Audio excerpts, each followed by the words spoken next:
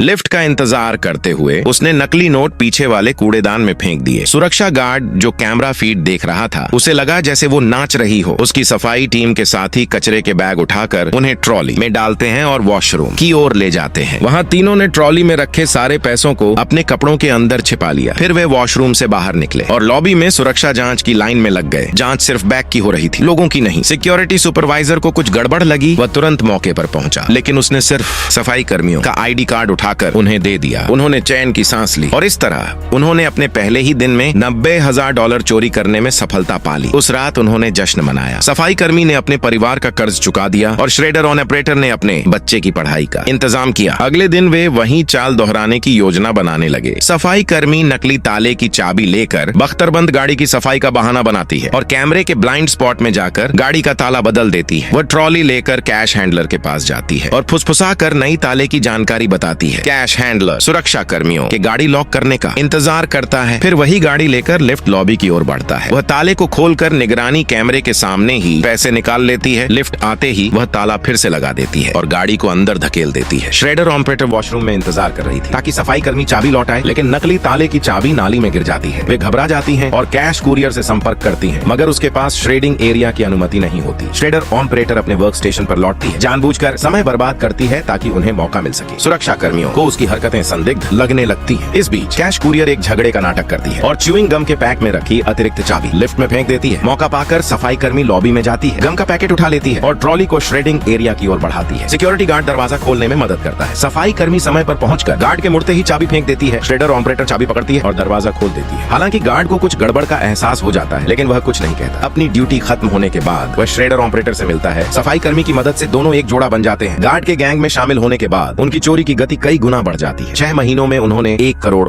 से ज्यादा चुरा लिए। उनकी जिंदगी अब ऐशो आराम में डूब गई थी। एक दिन सफाई कर्मी ने $60,000 की हीरे की अंगूठी खरीदी, लेकिन श्रेडर ऑपरेटर ने उसके हाथ से दस्ताने उतारकर अंगूठी छीनी और उसे टॉयलेट में बहा दिया।